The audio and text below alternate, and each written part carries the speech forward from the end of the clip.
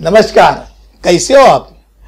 मैं एडवोकेट अरुण देशमुख आज जिस विषय पे आपसे गपशप करने वाला हूं वो विषय बहुत महत्वपूर्ण है और वो है जो शेष इमारत रहती है उसका पुनर्विकास और पुनर्विकास के बारे में अब नया जीआर है। वो जीआर क्या कहता है इस बारे में हम आज बात करने वाले और ये बहुत क्रांतिकारक और अलग सा क्यों है ये अगर आखिर तक आप वीडियो सुनेंगे तो आपको जरूर पता चलेगा।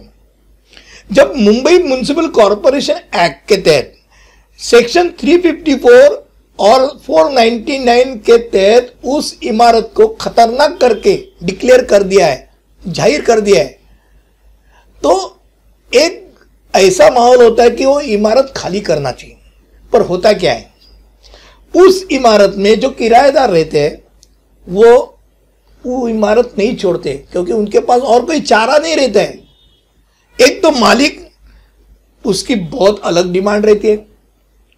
अगर रीडेवलपमेंट करना है, पुनर्विकास करना है तो डेवलपर आता है तो डेवलपर के सामने मालिक ऐसे चीजें रख देता है कि मुझे इतना चाहिए उतना चाहिए, तो डेवलपर डेवलप करना नहीं चाहता है। वो पुनर्विकास ऐसा ही बोलो कि बरसों तक ऐसा ही चला, उसकी बातें ही चलती रहती है। अब इमारत गिर जाती है, किराएदार में से कोई तो कोई जाने चली जाती है और फिर उंगलियां उठती है उस सरकार पे जो सरकार उस समय पावर में हो। और ये टालने के लिए अब एक नया जीआर है। वो जो जीआर है वो बहुत अहम है। अब हम क्या जीआर है और उसमें क्या अलग बात है ये हम बात करेंगे। पहली बात ये कि जब कोई इमारत खतरनाक करके डिक्लेयर कर दी है तो क्या हो रहा है, तो 3 महीने के अंदर उसके पुनर्विकास के बारे में कोई योजना है क्या, वो योजना का इंतजार माड़ा करेगी, यानी बोर्ड करेगी। जो सेल्स बोर्ड है वो उसका इंतजार करेगी और कोई भी योजना सामने आई नहीं तो नंबर 1 वो मालिक को एक नोटिस देंगी कि 6 महीने के अंदर उसका पुनर्विकास के बारे में एक योजना उसके सामने रखें। और ये योजना के अंदर जो पुनर्विकास है उसमें 51% यानी 51% जो किराएदार है या जो ताबेदार है उनका एनओसी चाहिए, कंसेंट चाहिए, यानी मान्यता चाहिए।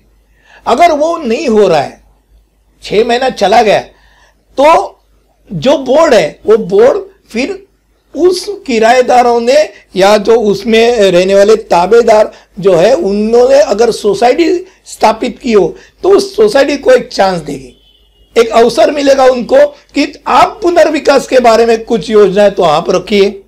अब इसके लिए 3 महीने का अवसर दिया रहेगा।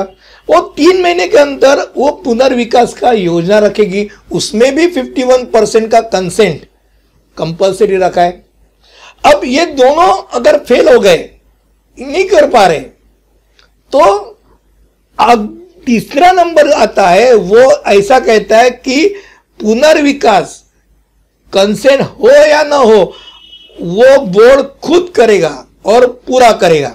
यानी अब बोर्ड जब पुनर्विकास करेगा, ये खतरनाक बिल्डिंग गिरा के पुनर्विकास करेगा, उसमें 51% की कंसेंट की जरूरत ही नहीं है। ये अलग है। अब इसमें मालिक यानी नंबर 2 और नंबर 3 जिसमें मालिक है ही नहीं, मालिक का कंसेंट की बात ही नहीं है, सोसाइटी स्थापित करके हुई है या तो माड़ा ने खुद की है, बोर्ड ने की है, तो उस दौरान जो मालिक है वो मालिक को क्या दिया जाता है, तो ओपन स्पेस जो है, ओपन स्पेस रेडी रेकनर के हिसाब से 15% या बिल्टअप एरिया का जो बिक्री दर है उसमें से 15%, उसमें से सबसे ज्यादा क्या है वो भाव उसको दिया जाएगा और डेवलपमेंट की जाएगी। अब Maharashtra development area development amendment act 2020 के तहत जो 91A का जो सेक्शन है उसमें भी कुछ बदल किया है। अब हम बात कर रहे थे जिसमें इमारत है, गिरा ही नहीं है, खतरनाक इमारत खड़ी है, उसको रीडेवलप करना है। अब दूसरा सेक्शन जो है उसमें इमारत को गिराया है, बाद में क्या होता है हम देखेंगे। और 91A के तहत जब इमारत को खतरनाक करके जाहिर किया है और इमारत के बारे में म्हाडा एनओसी प्राप्त करने के बाद इमारत गिराई है। फिर नंबर 1, इमारत गिराने के बाद म्हाडा एनओसी मिलने के बाद 3 साल तक कुछ हुआ ही नहीं, आगे कुछ हुआ ही नहीं, रीडेवलपमेंट हुआ ही नहीं, number 1। Number 2, commencement certificate, BMC से कमेंसमेंट सर्टिफिकेट मिलने के बाद 2 साल तक कुछ आगे हुआ ही नहीं है, स्टैग्नेंट है, कुछ काम आगे चल ही नहीं रहा है, ऐसा ही है, रुका हुआ है, नंबर 2। और नंबर 3, इमारत का पुनर्विकास म्हाडा एनओसी जिसने ली है वो विकासक कर रहा है, उस विकासक ने या मालिक ने वो जो किराएदार है या ताबेदार है उनको अपना अल्टरनेट अकोमोडेशन के लिए जो भाड़ा देना उसने तय किया है वो भाड़ा ही नहीं दिया है। वो भाड़े के बिना रह रहे, कैसे रह रहे उनको मालूम, वो भाड़ा ही नहीं दे रहा है। ऐसा अगर वो डिफॉल्टर है, ये ए बी सी ये तीनों के दरमियान सरकार की परमिशन लेगी, यानी ये तीनों में अगर टेनेंट ने जो उसमें रह रहे हुए किराएदार उन्होंने कंप्लेंट की म्हाडा को कि ऐसा ऐसा हो रहा है, तो म्हाडा सरकार की परमिशन लेगी और वो खुद वो रीडेवलपमेंट करेगी। ये बहुत अहम बात है। यानी अभी आप अगर डेवलपर हो या मालिक हो तो किराएदार को टोपी नहीं लगा सकते।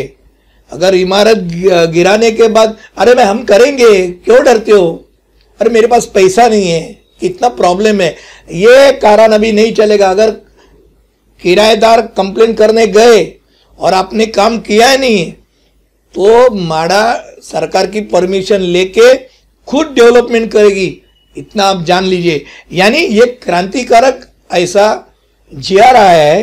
वो जीआर खास करके बनाते समय ये सामने रखा है कि खतरनाक इमारत के बारे में लोग टाल रहे हैं, मालिक के कारण टाल रहे, डेवलपर के कारण टाल रहे, किराएदार खुद कभी भी नहीं चाहेंगे कि खतरनाक इमारत के अंदर रहे और खुद की जान लगाए, पर कुछ मिल ही नहीं रहा है, बेचारे उनके पास कोई चारा ही नहीं, इसलिए वो रह रहा है। तो ऐसे रहने वाले किराएदार को एक प्रकार की जो आशंका रहती है मन में कि अब हम इधर से बाहर जाने के बाद कभी होगा कि नहीं होगा इमारत, ये इस जीआर के तहत उनको सुरक्षित कर दिया है सरकार ने, ऐसा मुझे लगता है। मुझे लगता है इस जीआर के बारे में मैंने आपको पूरी जानकारी दी। ये जीआर आपके वेबसाइट पे भी मिल सकता है। वो जीआर बहुत अहम है, इतना याद रखिए। अगर जरूरत हो तो इस्तेमाल जरूर कीजिए। मुझे लगता है मैंने इमारत जो धोखादायक इमारत है, खतरनाक इमारत, उसके संबंधी जो आए हुए नए जीआर के बारे में आपको मैंने पूरी जानकारी दी। आपको ये अच्छा लगा रहेगा तो चैनल को लाइक, सब्सक्राइब और शेयर जरूर कीजिए। धन्यवाद।